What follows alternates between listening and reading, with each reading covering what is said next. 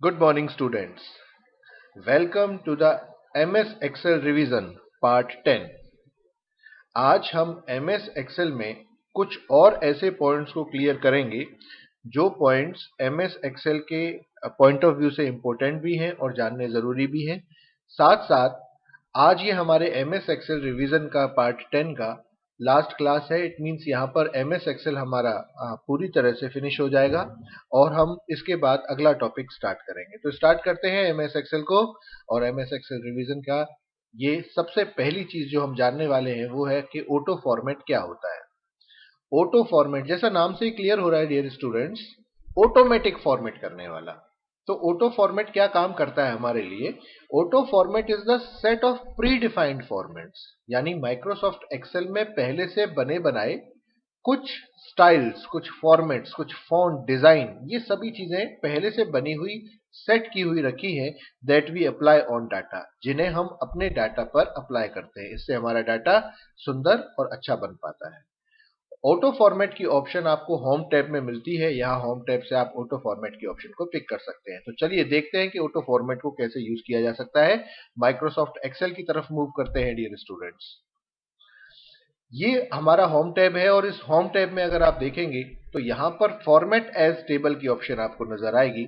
Format as table की option ही हमारा auto format का काम करेगी। और वो कैसे करेगी? सबसे पहले आपको उस डाटा को सिलेक्ट कर लेना है जिसके ऊपर आप फॉर्मेटिंग अप्लाई करना चाहते हो। मैंने डाटा सिलेक्ट कर लिया और डाटा सिलेक्ट करने के बाद मैं फॉर्मेट एज टेबल पर क्लिक करता हूं। जैसे ही मैं इस पर क्लिक करता हूं आप देखेंगे ढेर सारे डिजाइन्स मेरे पास अवेलेबल है। इनमें से किसी भी डिजाइन को मैं चाहूं तो पिक कर सकता हूं। जो भी डिजाइन मैं पिक करूंगा उसी स्टाइल में मेरी ये जो लिस्ट है जो मैंने बना रखी है वो तैयार हो जाएगी। इवन इतना ही नहीं, यदि आप चाहें तो खुद अपना डिजाइन, अपना स्टाइल भी तैयार कर सकते हैं। अगर आपने कोई डिजाइन अपना बनाया है तो उसे भी सेव कर सकते हैं। नीचे ऑप्शन होती है न्यू टेबल स्टाइल की। यहाँ पर न्यू टेबल की स्टाइल पर जाकर आपको क्लिक करना है और आपको बताना है, जैसे मैंने न्यू टेबल स्टाइल पर क्लिक किया, आपको बताना है लास्ट कॉलम किस प्रकार का चाहते हो, सेकंड रो की स्ट्रिप कैसी चाहती हो। ये सभी ऑप्शंस आप यहाँ पर सेट कर सकते हैं। जैसे ही आप इसे सेट कर लेते हैं, सेट करने के बाद आपको ओके करना होता है। आपका ये डिजाइन आगे के लिए भी सेव हो जाता है। तो अभी हम इसके ऊपर ट्राई नहीं कर रहे, हम लोग एक बार सीधा सीधा कोई डिजाइन अप्लाई कर लेते हैं। जैसे मैंने ये डिजाइन अच्छा लगा मुझे, मैंने इस पर क्लिक कर दिया तो आप देखेंगे कि उसने शीट कंफर्म की कि डाटा यही है जिसके ऊपर डिजाइन अप्लाई करना चाहते हो। मैंने कहा ओके। ओके पर क्लिक करते ही आप देखेंगे कि शीट का डिजाइन कंप्यूटर ने ऑटोमेटिकली चेंज कर दिया है। इन केस अगर आपको लगता है कि आप इस डिजाइन को चेंज करना चाहते हैं तो यहाँ पर लिस्ट अभी भी है, यहाँ से आप डिजाइन को चेंज भी कर सकते हैं। अब आप देख रहे होंगे क्योंकि आपकी लिस्ट सिलेक्टेड है उसके ऊपर डिजाइन अप्लाई हो रहे हैं। अगर आपको ये लगता है कि ये डिजाइन अच्छा लग रहा है आप इस पर क्लिक कर दें, वही डिजाइन अप्लाई हो जाएगा। So this is all about auto format option. अब मूव करते हैं अपने अगले टॉपिक की तरफ और हमारा जो अगला टॉपिक माइक्रोसॉफ्ट एक्सेल का है वो है गोल सीक। गोल सीक क्या होता है? तो गोल सीक के बारे में लिखा है कि goal seek adjust the value in a specified text until a formula that is dependent on a cell reaches a target value। कई बार क्या होता है कि हमें आंसर तो पता होता है लेकिन उससे रिलेटेड वैल्यू का पता नहीं होता कि वो आंसर कितनी वैल्यू को डालने की वजह से आया। एक एग्जांपल लेते हैं। मान लीजिए मेरे पास आंसर है 47 और एक नंबर है मेरे पास 32। मुझसे कहा गया कि 32 में मैं कितना और ऐड कर दूं ताकि मुझे आंसर 47 मिल पाए। ऐसे ही मेरे पास एक और एग्जांपल है कि मान लीजिए आप सभी सिंपल इंटरेस्ट का फॉर्मूला जानते होंगे। Simple interest means principal into rate into time divide by 100। अब मेरे पास सिंपल इंटरेस्ट है, सपोज सिंपल इंटरेस्ट है 7200 और प्रिंसिपल भी है 5000 और रेट भी है सपोज 3%। अब मुझे ये नहीं पता है कि मैं कितने टाइम के लिए अपने इस अमाउंट को डिपॉजिट कराऊं बैंक में 3% रेट ऑफ इंटरेस्ट पर ताकि मुझे 7200 रुपीज सिंपल इंटरेस्ट मिल सके। तो कई बार हमारे सामने ऐसी सिचुएशन आती है जब फॉर्मूले में रिजल्ट है लेकिन जिस फॉर्मूले पर डिपेंडेंट है वो सेल, उसमें कितनी वैल्यू चेंज की जाए ताकि हमें टारगेट वैल्यू यानी जो हमारा आंसर है वो हमें मिल सके, उसको जानने के लिए हमारे पास गोल सीक की ऑप्शन होती है। ये ऑप्शन डाटा टैब में पाई जाती है। आइए ट्राई कर देखते हैं इस ऑप्शन को कि किस ढंग से काम करेगी। माइक्रोसॉफ्ट एक्सेल में मूव करते हैं डियर स्टूडेंट्स और मैं यहां पर एक नई शीट पर इस काम को करता हूं। मान लीजिए मेरे पास 78 है और 325 है। मुझसे कहा गया है कि जो 325 आंसर है हमारे पास, ये 325 आंसर कब आएगा अगर मैं यहां पर कौन सी ऐसी वैल्यू लिखूं जिससे इन दोनों को ऐड करने पर आंसर 325 आ जाए। तो इस काम को करने के लिए हमें गोल सीक की जरूरत पड़ती है। गोल सीक कैसे काम करता है डियर स्टूडेंट्स, इस बात को देखते हैं। सबसे पहले चलते हैं डाटा टैब की तरफ, और डाटा टैब में आपको मिलेगी गोल सीक की ऑप्शन। और ये कहां से मिलेगी? डाटा टैब में आपको व्हाट इफ एनालिसिस पर जाना होगा। यहां पर क्लिक करेंगे तो आप देखेंगे कि यहां आपको गोल सीक की ऑप्शन मिल रही है। व्हाट इफ एनालिसिस में गोल सीक, आपको इस ऑप्शन पर क्लिक करना होगा।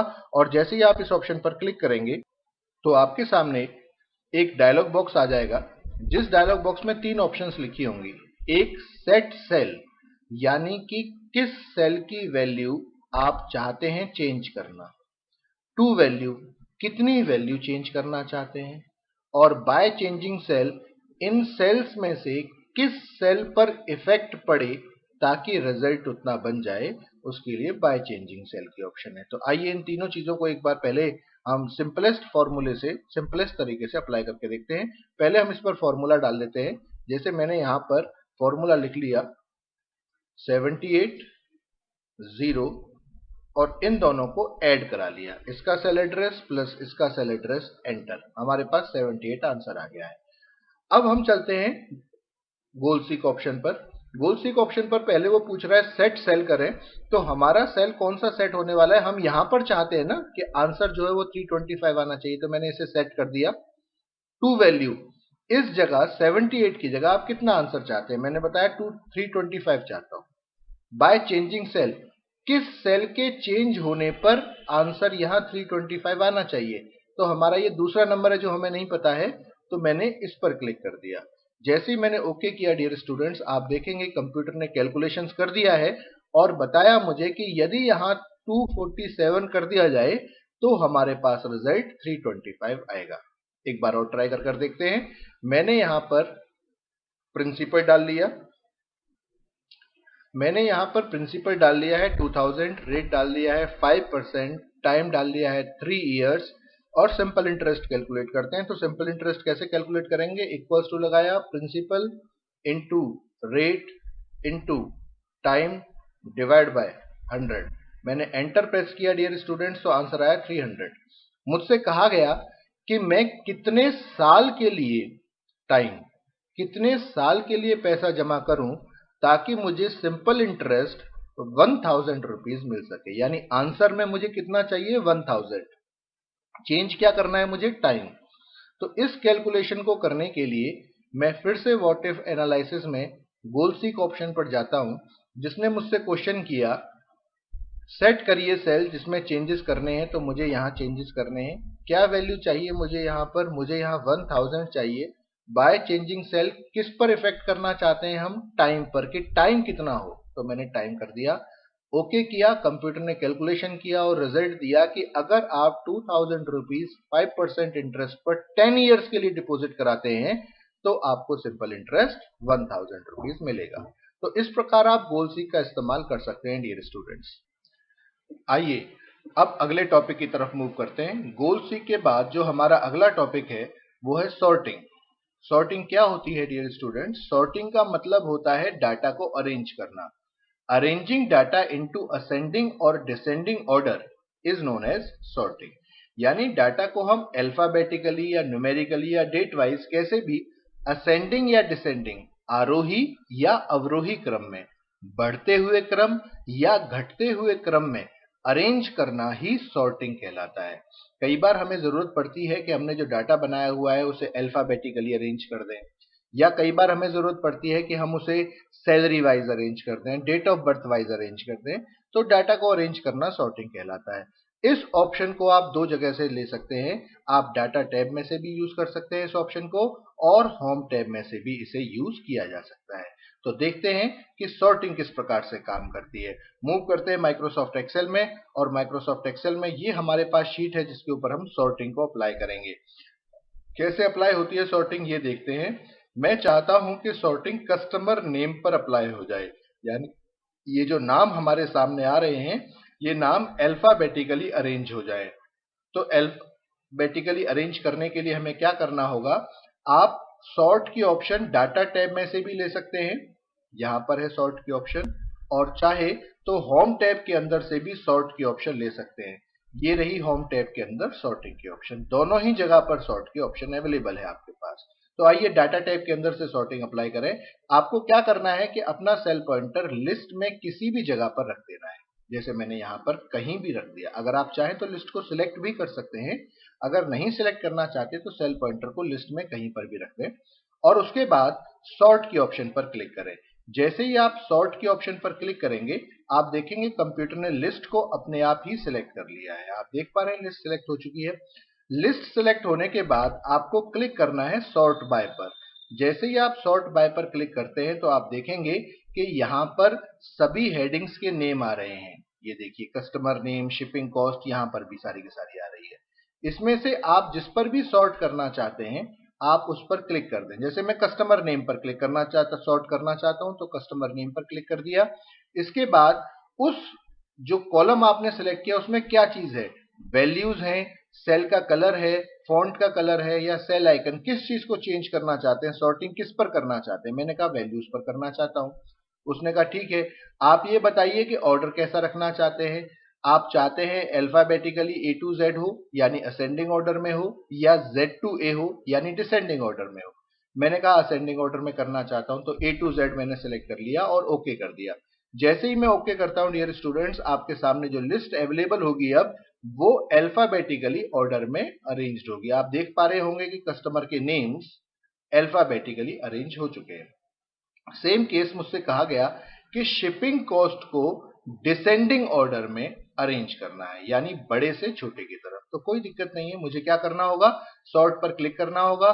सॉर्ट में मुझे बताया गया है कि शिपिंग कॉस्ट पर करना है, तो शिपिंग कॉस्ट वैल्यूज है उसके अंदर, स्मॉलेस्ट टू लार्जेस्ट यानी छोटी से बड़ी की तरफ करना चाहते हैं या लार्जेस्ट टू स्मॉलेस्ट करना चाहते हैं। तो मैंने क्लिक किया लार्जेस्ट टू स्मॉलेस्ट पर, यानी डिसेंडिंग ऑर्डर पर अरेंज होगा। अब ओके किया मैंने। जैसे ही ओके किया आप देखें कि हमारी जो शिपिंग कॉस्ट है वो डिसेंडिंग ऑर्डर में अरेंज हो गई है। सबसे छोटी वैल्यूज नीचे हैं और सबसे बड़ी वैल्यूज ऊपर की तरफ है। तो इस प्रकार से आप सॉर्टिंग को यूज कर सकते हैं। सॉर्टिंग इतना नहीं कि आप सॉर्टिंग जो है वो किसी एक ही कॉलम पर कर सकें, आप चाहें तो सॉर्टिंग के लेवल बढ़ा भी सकते हैं। जैसे मैं चाहता हूं कि सबसे पहले सॉर्टिंग शिप मोड पर हो और उसके बाद उसके अकॉर्डिंग ही यूनिट प्राइस पर हो। तो उस काम को करने के लिए आप जब सॉर्ट में जाएंगे तो सॉर्ट में जाने के बाद आपको सबसे पहली शॉप किस पर करनी है, शिप मोड पर। शिप मोड पर मैं अरेंज करना चाहता हूं alphabetically A to Z form में यानी असेंडिंग ऑर्डर में। इसके बाद मैं चाहता था यूनिट प्राइस पर सॉर्ट करना, तो इसके लिए आप ऐड लेवल पर क्लिक कर सकते हैं।